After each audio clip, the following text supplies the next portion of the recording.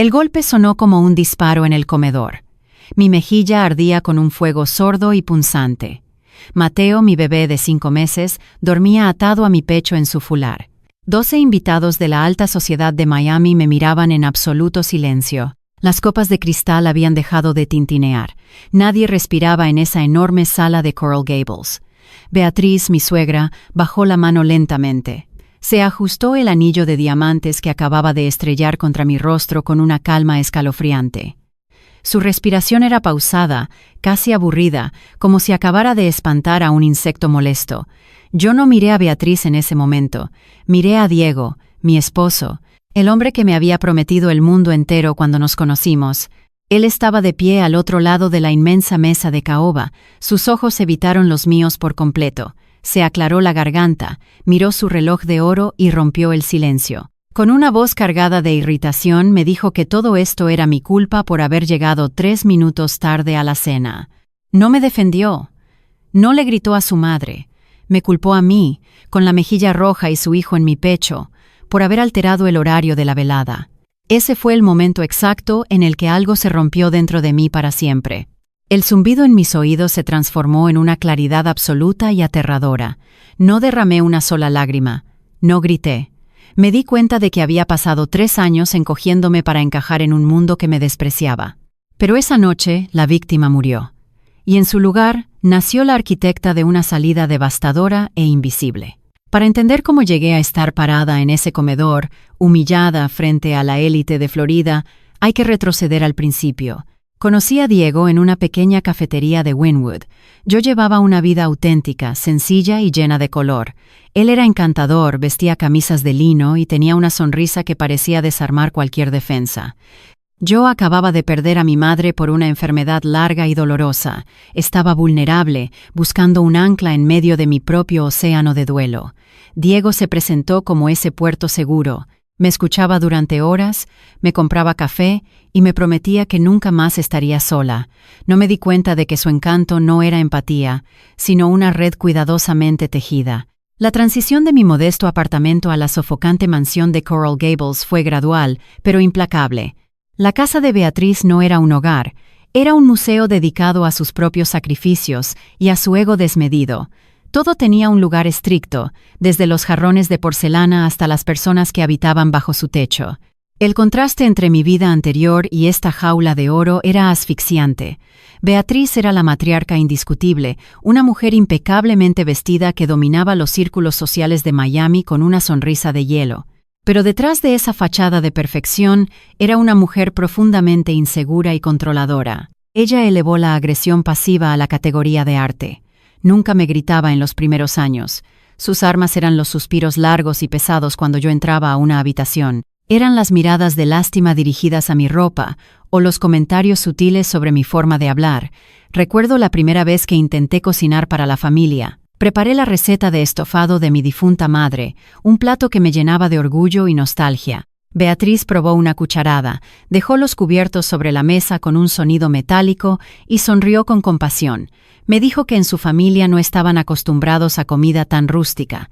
Añadió que era una lástima que mi madre no hubiera vivido lo suficiente para enseñarme a mantener un hogar de verdad. El comentario fue un dardo envenenado directo a mi herida más profunda. Diego estaba sentado a mi lado, comiendo en silencio. Cuando la miré buscando apoyo, él simplemente se encogió de hombros y me susurró que no lo tomara como algo personal. Esa era su frase favorita. Así es ella, Valeria, no le des importancia. Con esa excusa, Diego se convertía en cómplice diario de mi destrucción psicológica. Me fui haciendo pequeña. Dejé de cocinar. Dejé de hablar en las cenas. Empecé a doblar las toallas exactamente como Beatriz exigía, con los bordes ocultos hacia adentro, solo para evitar sus inspecciones matutinas. Pero mi sumisión no la apaciguó, solo le confirmó que yo era débil, un simple vientre destinado a darle un nieto para continuar su linaje. La verdadera pesadilla comenzó con el nacimiento de Mateo. El día que di a luz, estaba agotada, adolorida y vulnerable. Beatriz entró en la sala de partos como si fuera la dueña del hospital. Apartó a las enfermeras, tomó a mi hijo de mis brazos antes de que yo pudiera siquiera sostenerlo bien y lo levantó hacia la luz. Dijo en voz alta que su nieto era perfecto, que tenía la nariz de los hombres de su familia. En ese momento me borró por completo. Mi identidad como madre fue anulada en el instante en que Mateo tomó su primer aliento. Los meses siguientes fueron una tortura silenciosa. Diego estaba constantemente ausente, escudándose en largas horas de trabajo en la firma de inversiones de la familia. Me dejó sola en esa inmensa casa, a merced de una mujer que me trataba como a una empleada doméstica glorificada. Las tardes de café eran el escenario principal de mi humillación. Beatriz invitaba a sus amigas de la alta sociedad, mujeres cubiertas de joyas y perfumes caros. Me exigía que yo sirviera el té y los bocadillos, presentándome no como la esposa de su hijo, sino como una muchacha de buen corazón que ellos habían rescatado de la pobreza. Yo servía el café en silencio.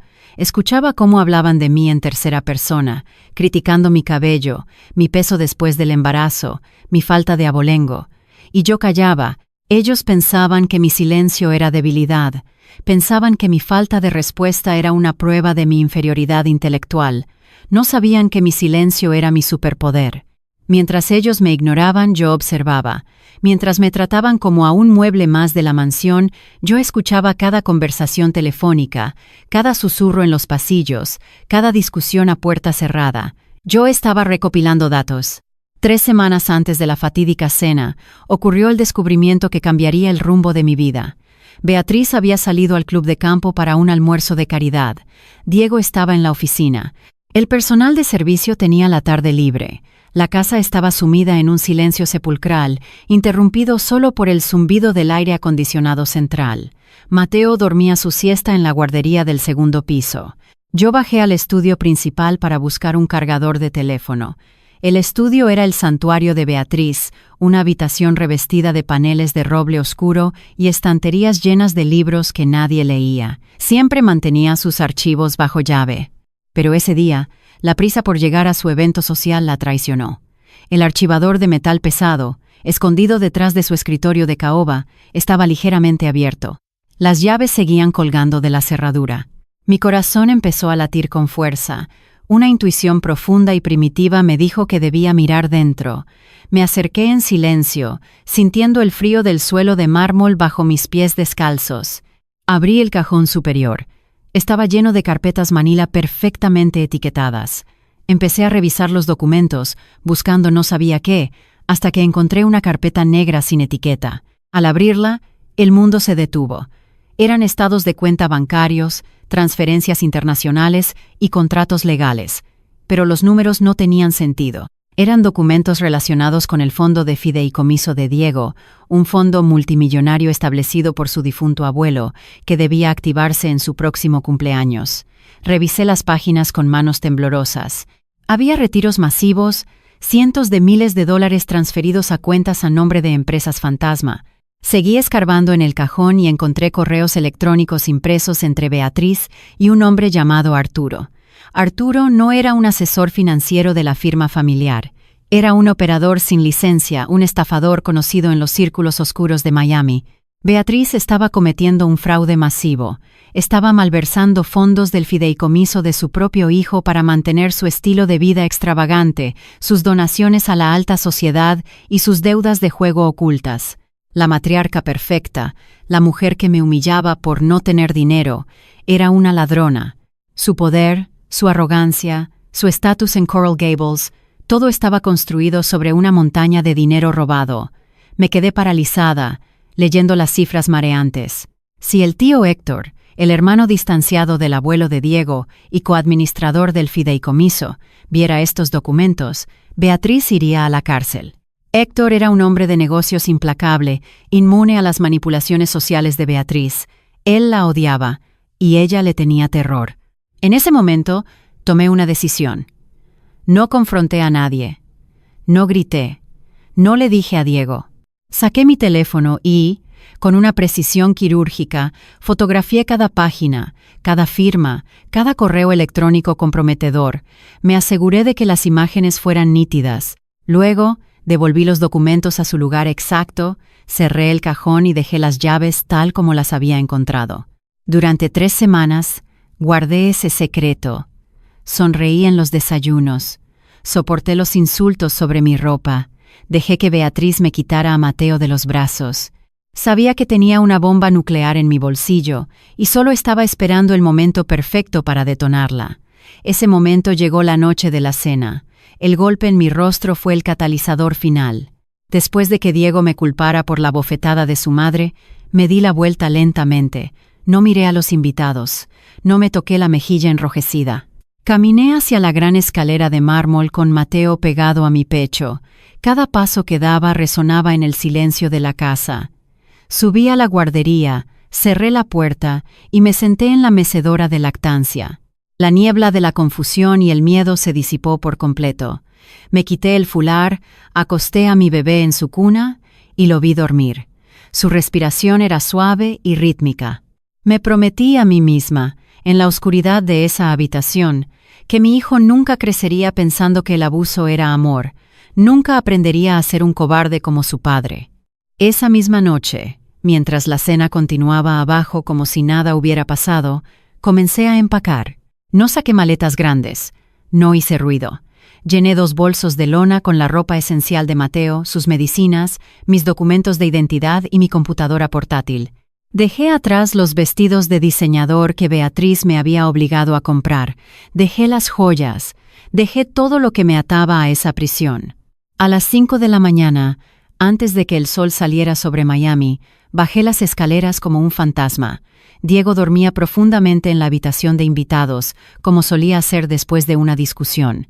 Fui a la cocina y dejé una nota vaga y sin amenazas en la isla de granito. Escribí que me llevaba a Mateo unos días porque necesitaba espacio para pensar. No mencioné el golpe, no mencioné el fraude. La ambigüedad era mi escudo. Salí por la puerta trasera, subí a mi viejo auto que había conservado desde mis días en Wynwood y conduje hacia el norte por la autopista 95. El cielo empezaba a teñirse de un púrpura pálido. Con cada kilómetro que me alejaba de Coral Gables, sentía que mis pulmones se expandían. Mi destino era Fort Lauderdale. Allí vivía mi hermana mayor, Elena. Ella llevaba una vida modesta, tranquila y honesta. Su casa era pequeña, con un jardín descuidado pero lleno de flores silvestres. Cuando estacioné frente a su puerta, Elena salió en bata de baño. Al ver mi mejilla, que ahora lucía un moretón oscuro y violáceo, no hizo preguntas. Me abrazó con una fuerza que casi me rompe las costillas y me hizo pasar.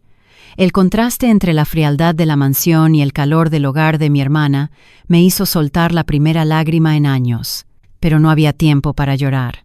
Apagué mi teléfono principal y lo guardé en un cajón. Sabía que Diego y Beatriz estarían despertando, sabía que encontrarían la nota. Encendí mi computadora portátil en la mesa de la cocina de Elena. Necesitaba buscar unos documentos fiscales antiguos para preparar mi estrategia legal. Mientras revisaba mis archivos en la nube, encontré una carpeta de copias de seguridad del antiguo teléfono de Diego.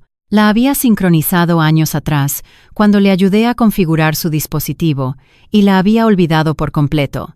Abrí la carpeta por simple curiosidad. Lo que encontré allí mató cualquier rastro de culpa o esperanza que aún albergara por mi matrimonio. Eran correos electrónicos y mensajes de texto entre Diego y Beatriz, que databan de los primeros meses de nuestro noviazgo. Leí las palabras en la pantalla brillante. Beatriz le decía a Diego que yo era una cazafortunas de clase baja, que nunca encajaría en su mundo. Pero lo que me destrozó no fueron las palabras de ella, fueron las respuestas de él.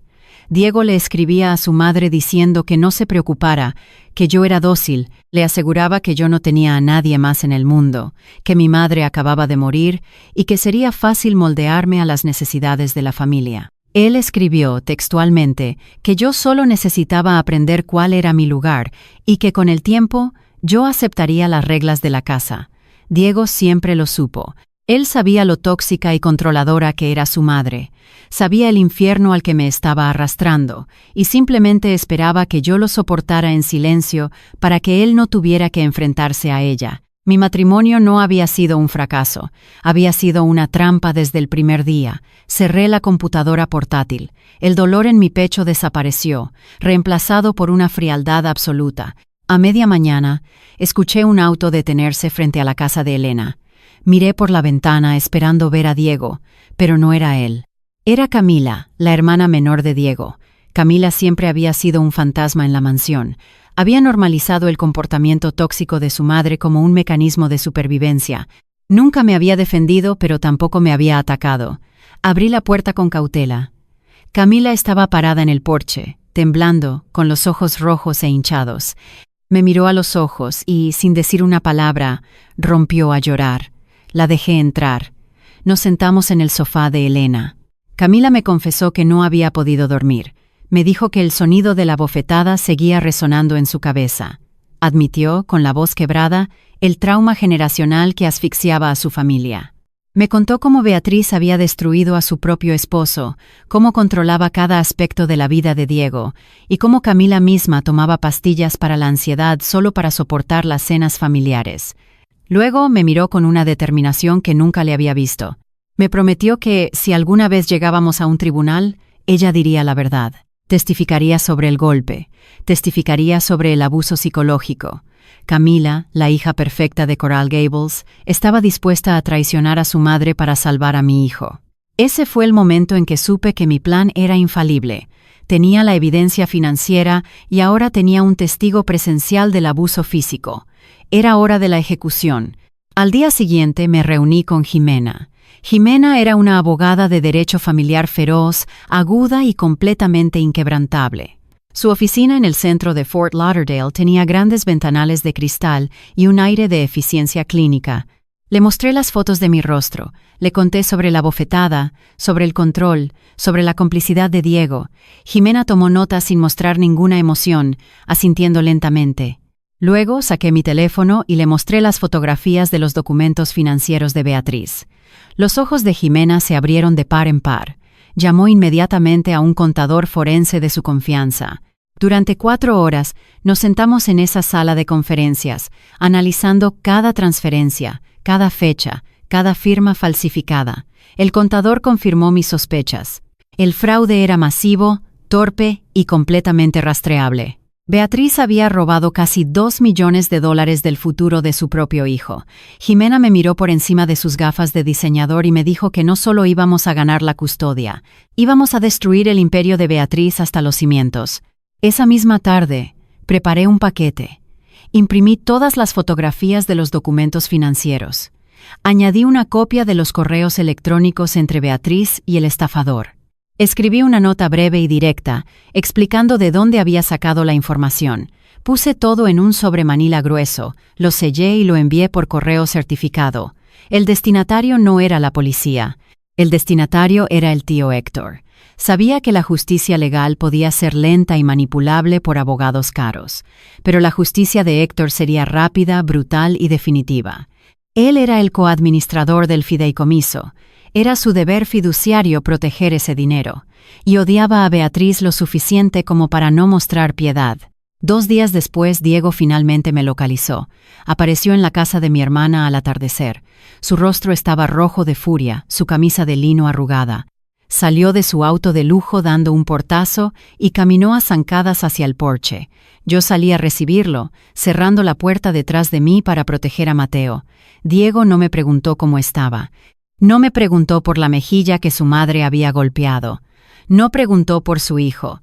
Se detuvo a 1 metro de mí y me gritó, exigiendo saber qué demonios había hecho. Me dijo que el tío Héctor había irrumpido en la mansión con un equipo de auditores privados. Me dijo que las cuentas bancarias de la familia habían sido congeladas. Me acusó de querer destruir la reputación de la familia, de ser una víbora desagradecida. Lo miré en silencio. Dejé que gritara, que agitara los brazos, que mostrara sus verdaderos colores.